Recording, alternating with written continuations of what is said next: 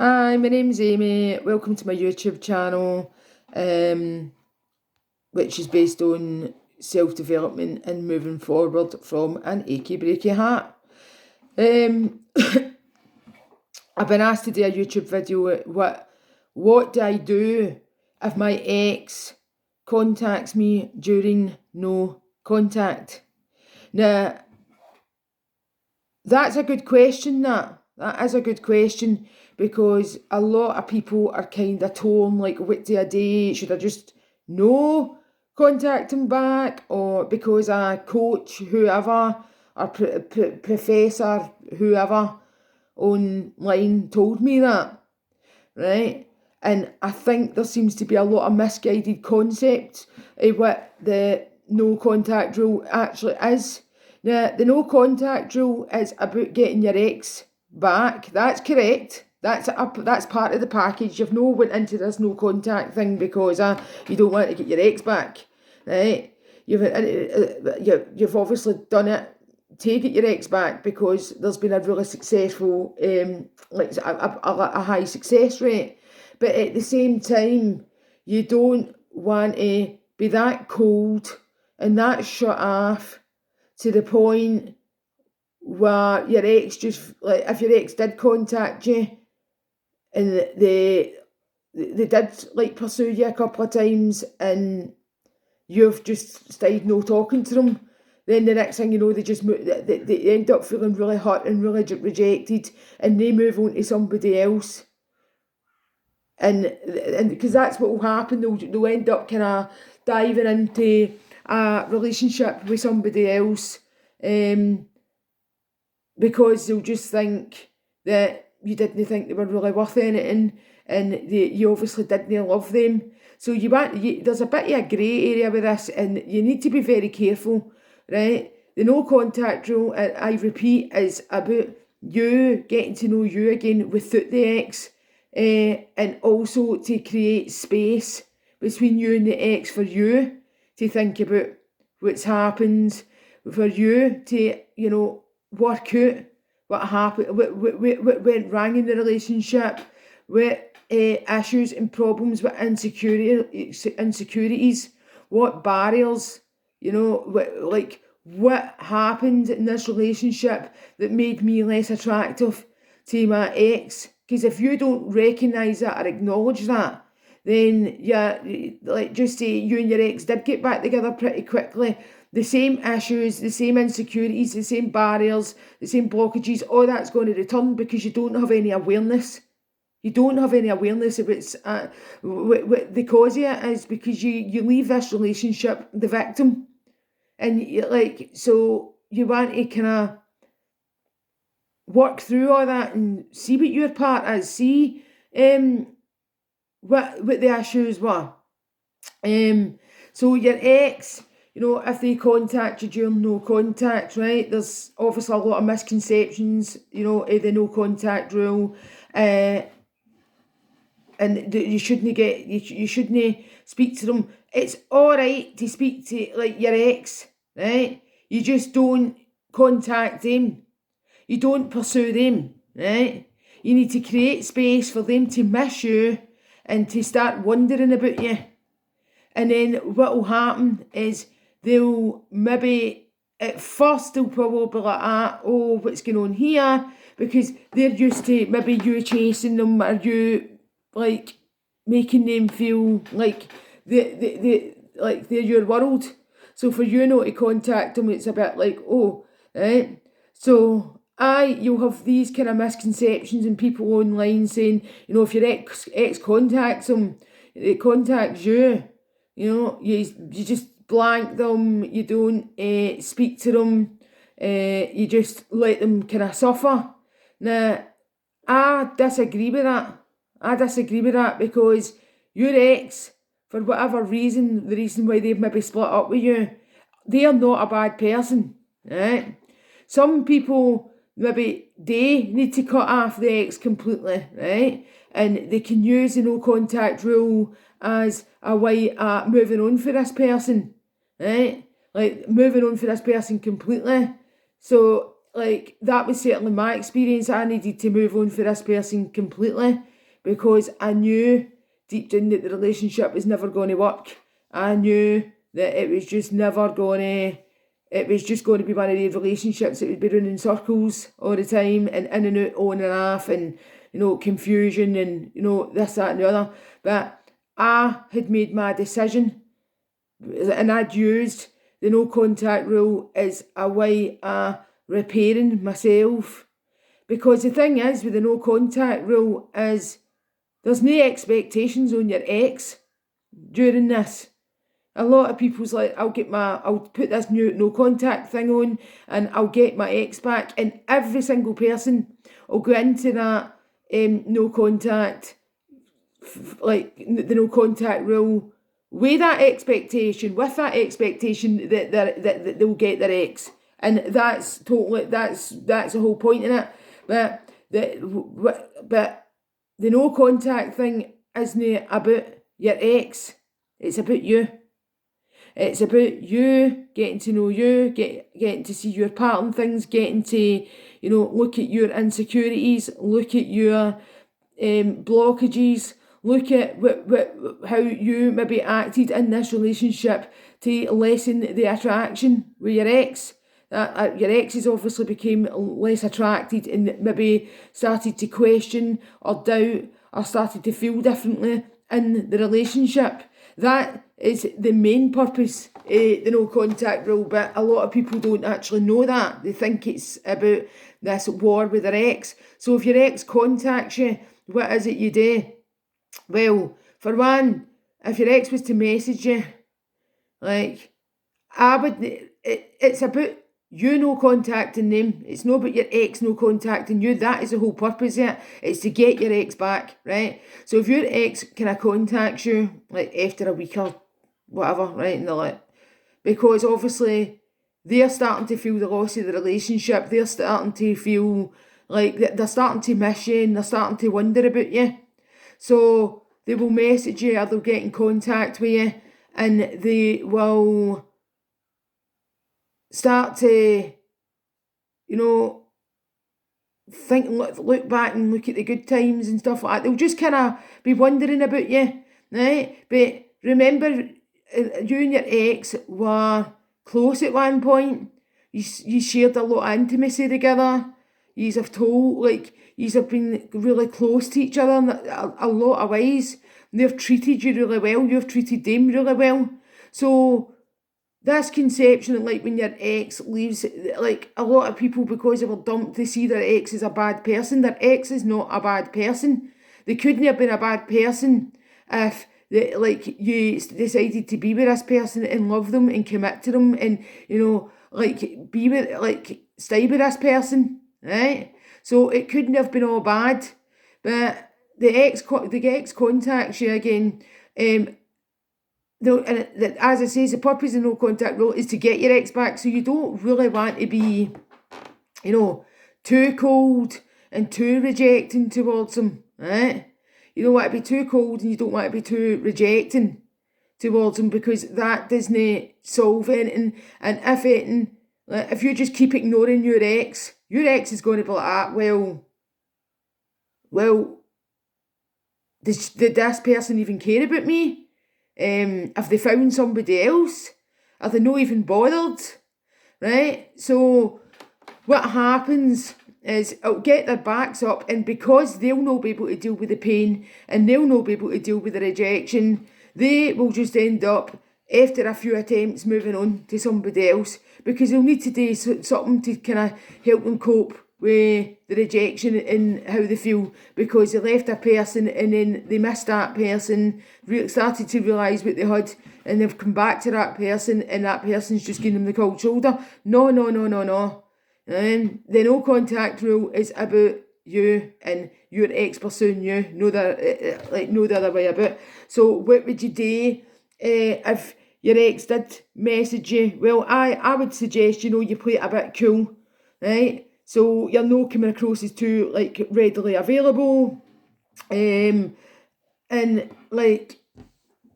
don't know, wait a few years before you text them back, or wait till the next day before you text them back. kind of keep them kind of waiting and hanging on for a wee bit. You know what I mean? And if they, and I would keep that going for a wee bit, because they might say, oh, do you fancy meeting up, and do you fancy maybe going for a coffee and that? I wouldn't suggest that straight away. I wouldn't suggest that. I would suggest that, you focus on your life at that point, right? Because the last thing you want to do is give that impression to your ex that you're prepared to, drop every plan, like cancel everything to be with this person, right? And plus you've not created enough space for the person to miss you. So you would kind of like just play it cooler in the texts. I wouldn't like get into big conversations with them. I wouldn't go into like big, long conversations. Maybe, text back and forward for a wee kind of 10 minutes or something, or just a couple of times, and then go, right, I need to go because I'm going to go and walk the dog, or I need to study, or I'm meeting some pals, because it's also shown that they know that you care, right? But you're creating space for them to kind of work for you. You want them to work for you, right? No, and if you just like they text you, next thing you know, you're meeting up straight away. It's just like there's been no lessons learned, and there's certainly not going to be any value. They're not going to appreciate you. So it's like kind of doing it in a way where you're not come across as too needy or too available at the same time. And if your ex does, like, so you'll kind of keep this going for a wee bit. I would keep it going I would preferably, keep it going for a few weeks. Like, give it some time, a couple of weeks, few weeks. But I'd also, never like initiate contact during this time. If anybody's going to initiate contact, it'll be your ex. I mean, your ex might not phone text back for a couple of days. Probably like maybe testing to see if you'll text them back. Test like they'll kind of do wee tests and stuff like that to see if you'll text them back. Right? No, right? So don't sweat it or get anxious if your ex starts and then stops texting you. There's probably a kind of method behind what they're doing, because they want to know if they maybe still have that kind of hold over you, and you're supposed to be showing them that you're independent without them, and you're not really that bothered, right? But they'll know that but they will know that you cared about them. They will know that you still like that.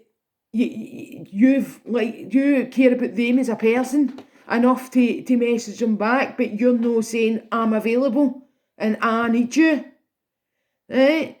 So, and then obviously if you do decide, in a couple of weeks' time, to meet up with your ex, please, make it like basically you need to meet your ex in the middle, right? This isn't your way or the highway, right? Because you've got your ex chasing you again, right? You need to, come up, have a discussion about, right? So if he or she does want to meet up with you, right? Well, I can meet up with you maybe next week. I've not got time this week to do it, but I'll meet up with you next week. What space have you got in your calendar or your diary, if they do follow a diary? And like, you let me know your times and your dates, right? And I'll let you know my times and my dates. I'll go and have a look at my times and my dates, and then I'll get back to you, right? And let you get back to me when you're available. So it's showing that the two of you are working together, right? And your ex isn't just clicking their fingers and getting you back. It's showing that they're going to have to do a wee bit of work, and you're going to have to do it. And it's like kind of mutual respect. You're meeting each other in the middle. And then obviously, your ex will maybe contact you again, and and remember, your ex contacts you, right? And they'll say, I'm available, Monday, Wednesday, Friday, this time and that time. Then you can say, like, well, I'm not really available on Monday. I wouldn't be able to be available on the Friday morning. I might be able to do the Wednesday afternoon, right? So And so, would you be able to do that? You know what I mean? So it's like you're asking them, like, would you be able to, and they're asking you, would you be able to? So it's showing that the two of yous have got that kind of respect gone. And as I says, you're no dropping all your plans to be with this person. You're no dropping everything to be with us. I'll show up any day and all the rest of it. No, no, no, no, no, no. You know what I mean? Because, as I says, when you, in earlier videos, the ex has walked away with the kind of power in the relationship, and if you want to gain that power back, you need to give them. You need to create that distance and that unavailability. You know what I mean? Like, I'm no available. I'm not. You're not going to click your fingers and just get me back like that. You know what I mean? But at the same time, don't act like a complete, like cold, and I'll never. I'll never message them back, or I'll never take them back, because all it does is really hurts your ex, and it really hurts you, because you've followed a misconception about no contact's actually about. So what happens is you meet up with the ex, and I wouldn't go there, hair done. No, no, no, no, no. Don't go there all dolled up and, unless you're somebody that wears makeup all the time anyway. You want to kind of show up looking pretty casual, right? Just wearing, like, the clothes that you wore when you were in like, you were halfway through the relationship with the ex, where you didn't feel that need to impress him anymore. So you want to kind of show up looking pretty casual, and just kind of make it a wee bit light-hearted. How you doing? And, how are you? But don't come across it's, I'm so glad that I've met, oh my God, and, like, that clingy way, like, oh, I'm so chuffed and I'm so buzzing that you're back. No, no, no, no, no, no. You want to keep it cool. You want to keep it casual. Sometimes your ex might say, I just wanted to meet you as a pal. That's usually their famous words, I just wanted to, meet you as a pal, and keep it that way, kind of thing. And right, okay, right? But what you need to realise is they've came to you and they've pursued you. So deep down, it's like they're probably just no sure at this point whether they want you back, but they just know that they're missing you. So you want to kind of, like, okay, that's fine. Even kind of turn it into a bit of like, crack a joke, if you say so, and then kind of give them the kind of the eyebrows and the rest of it, and kind of make them laugh in that. Do you know what I mean? And what will happen is like you're not going in there pure serious. You're not going in there with pure expectations or desperateness. You're just going in there kind of pretty casual and pretty, no expectations, and you're kind of building on something with them. You know what I mean? And you could maybe just keep that like that for a wee while, but as I says, just because you've met up with this person, I would still suggest that, you maybe meet up once a week, or you don't, like, you have set times where you phone each other, like, not where he phones you or she phones you, right? But always allow, like, if they do want to meet you again after that meeting, right, so they need to initiate that. Don't you initiate it. Don't you initiate it going, oh, well, so we're going to meet again. No, no, no. They'll initiate that. And they obviously wanted you back, or they were maybe confused about the really want. They were obviously thinking about you, whether they wanted you back, or they were confused about what they did want at that point. The fact that they've came to you is showing that they're missing you, and so you want to kind of create that space, as I says. So obviously once you have your wee coffee and it's like, right, okay, I need to go now, right, and then you go. You do not phone them. I don't care how hard it is. Do not text them, and you do not you do not initiate any plans with a sex, right? They'll initiate it, right? And I know, as I says, they might say this, well, they'll no contact you for a few days because they want you to contact them, right? You stick to it, no contact. You know what I mean? no contact unless they're pursuing it, no the other way about it. But you also, in between this time, need to, like, spend time with your pals, go out with your workmates, go to hang about with your college pals, or stay focused on your hobbies, because you want, that will be attractive to your ex, that you're still getting on with your life, right? And it'll be attractive to you that you're still getting on with your life. It makes you a lot stronger and a lot more respectable, right? And you're not dropping all your plans for this ex. No. Right? Try and have a bit more respect for yourself, and practice self-love and self-care. And I know this ex is going to be on your head, and you're going to be all excited, and all the rest of it, that your ex has come back. But you also they have not really got to that stage where they've regretted the decision. So they're just maybe missing you at that point. So you want to get them where they're thinking about it, and they're seeing you in a different light.